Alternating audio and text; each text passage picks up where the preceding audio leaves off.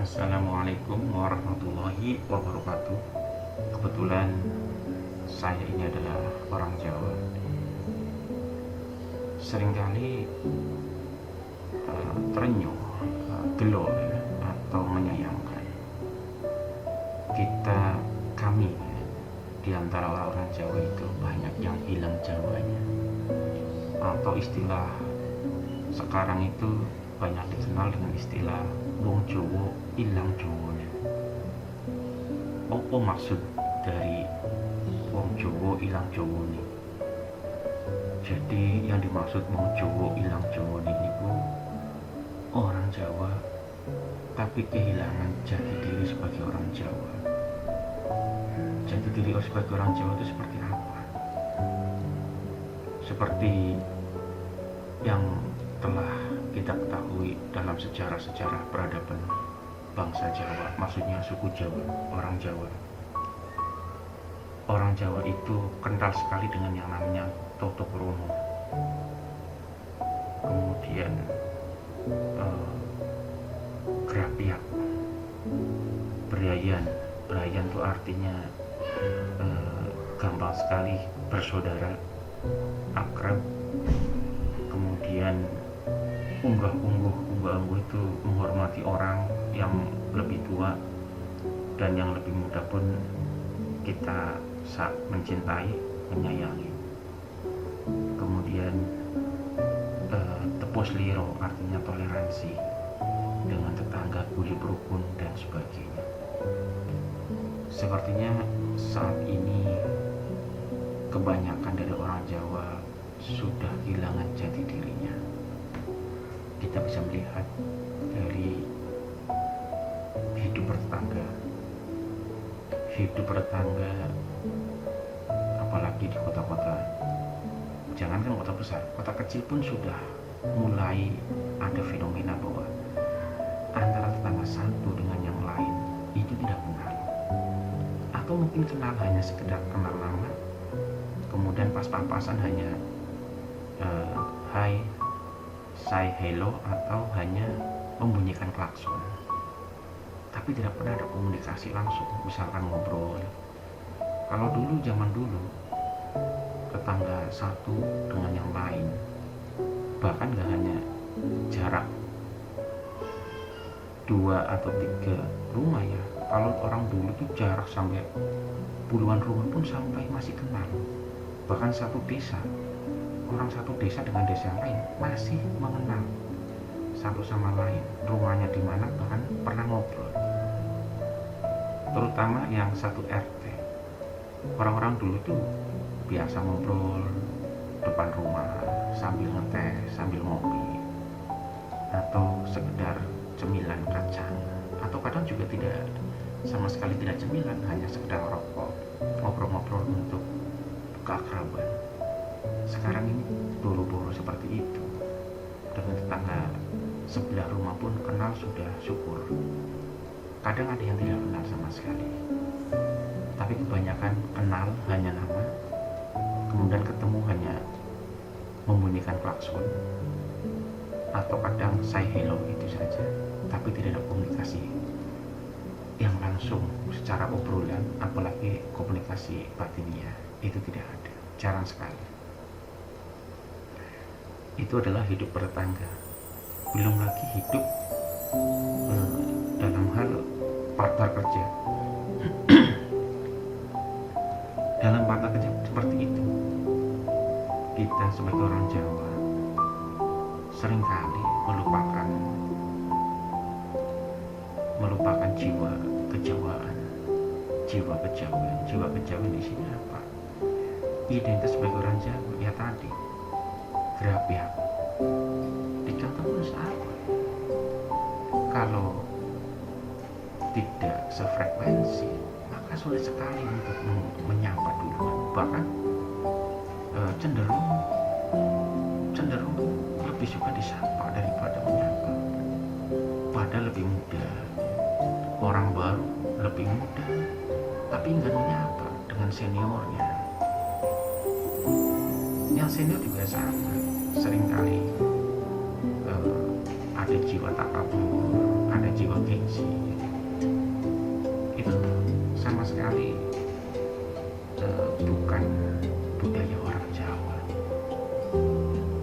jati diri orang Jawa.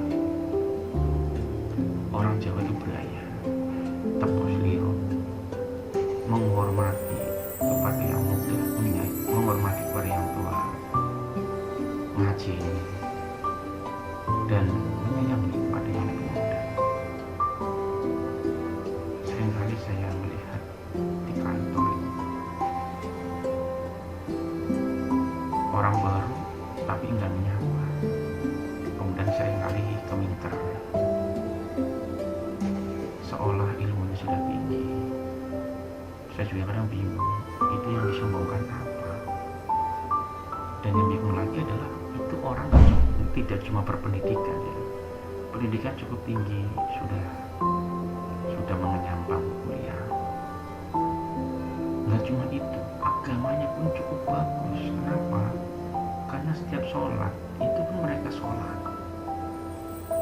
ikut sholat, bahkan seringkali ketika azan langsung sholat, itu kan bagus sekali. Cuma yang hal anehnya adalah dalam hal bermuamalah, berhablum minannas, itu kurang baik. Seringkali ada gesek-gesekan yang itu adalah hal-hal yang kecil.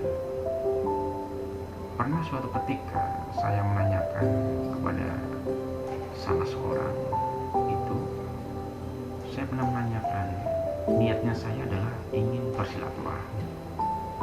Saya pernah menanyakan, umai dengan dewa nyongpan dolan, tapi jawabannya apa? Dalam rangka apa ya? Mau main? Nah, itu saja udah gak baik gitu. Orang kita mau main, mau silaturahmi, kok ditanya dalam rangka apa main? Ada apa?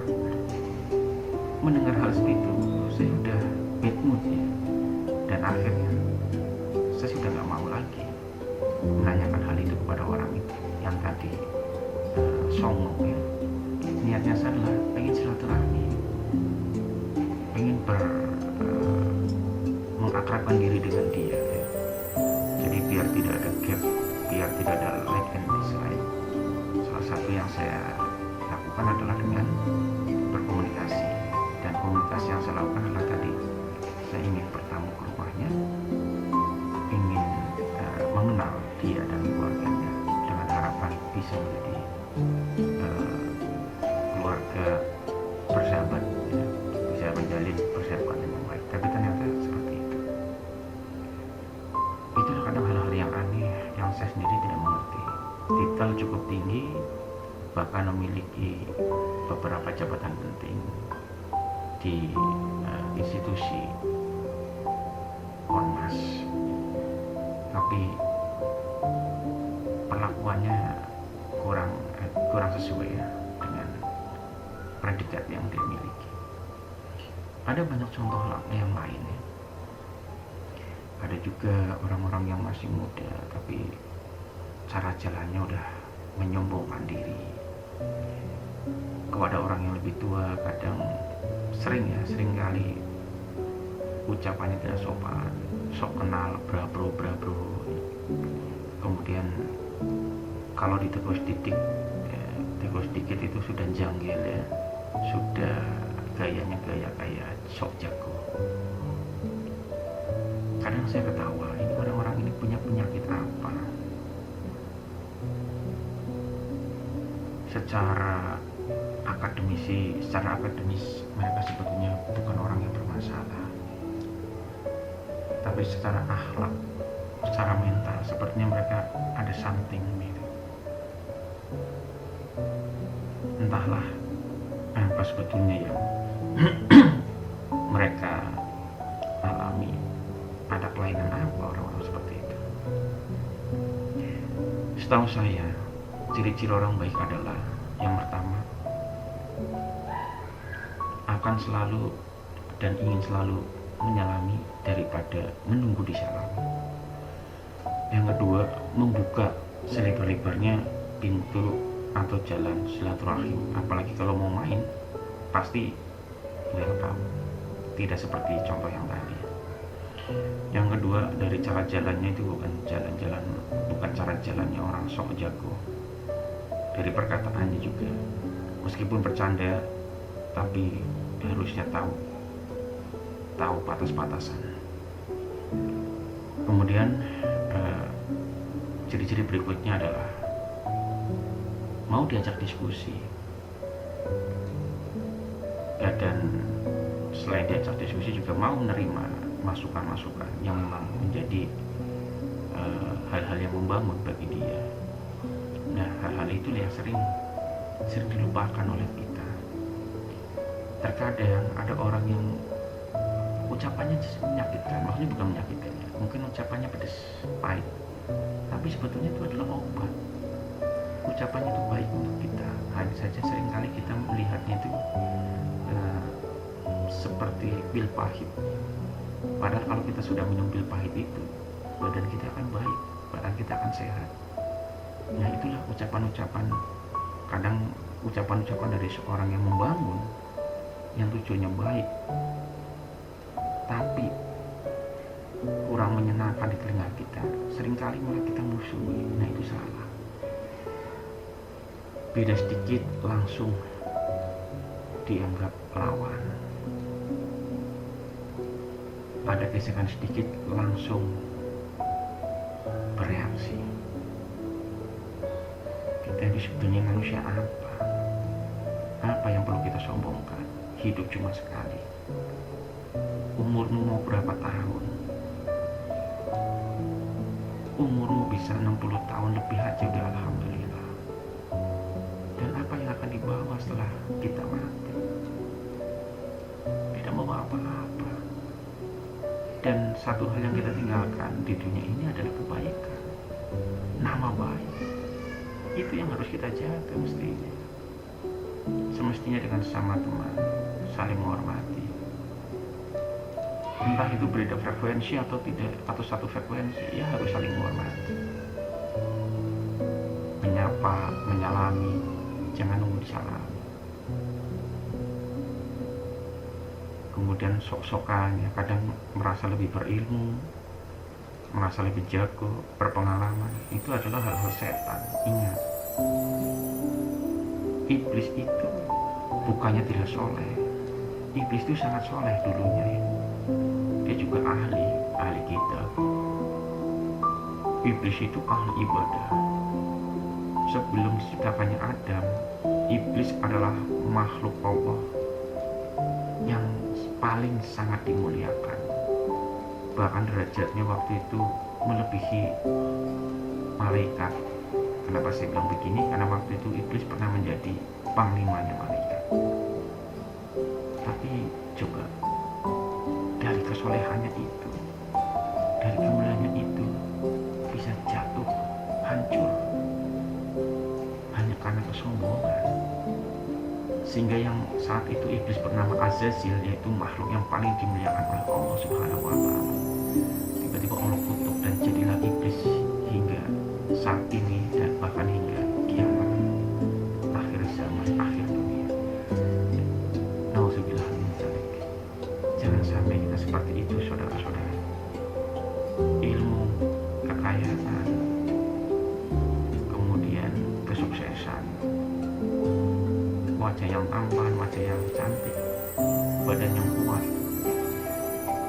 kemudian hal-hal lain, kejayaan, kehebatan kita, itu semuanya ada batasnya. Sekuat-kuatnya lelaki, kalau sudah usia 60, pasti sudah ringkih. Jangan 60, 50 aja udah ringkih, udah mulai sakit-sakitan. Secantik-cantiknya wanita, kalau sudah 50 ke atas, pasti keriput. Ada satu kelemahan manusia yang tidak pernah dapat ada obatnya dan tidak pernah bisa dilawan, hanya usia. Allah jadikan waktu dan usia ini menjadi kelemahan manusia agar manusia ini berpikir dan introspeksi. Maka marilah kita bercermin diri, kita buka lagi lembaran baru, menjadi manusia yang berakhlak, menjadi manusia yang lebih mengayomi diri sendiri, keluarga, dan orang lain, menjadi manusia yang membawa kedamaian dan kenyamanan bagi sesama dan lingkungan. Itu aja video kali ini dari saya. Semoga bermanfaat bagi diri saya dan pendengar channel ini, pengunjung channel ini. Mari kita berdoa bersama, semoga kita diselamatkan dari perbuatan kotor kita dan dari perbuatan jahat orang lain. Kita memohon perlindungan dari keburukan diri sendiri dan dari keburukan orang lain. Semoga Tuhan Yang Maha Esa, Allah Azza wa Jalla, memuliakan kita di dunia dan akhirat dan menjaga lisan dan perbuatan kita dari hal-hal yang kotor yang menyebabkan kita bisa hancur. Jangan sampai kita seperti iblis yang dulunya adalah makhluk yang paling mulia, yaitu Azazil, kemudian dikutuk karena kesombongannya. Terima kasih rekan-rekan semua. Wassalamualaikum warahmatullahi wabarakatuh.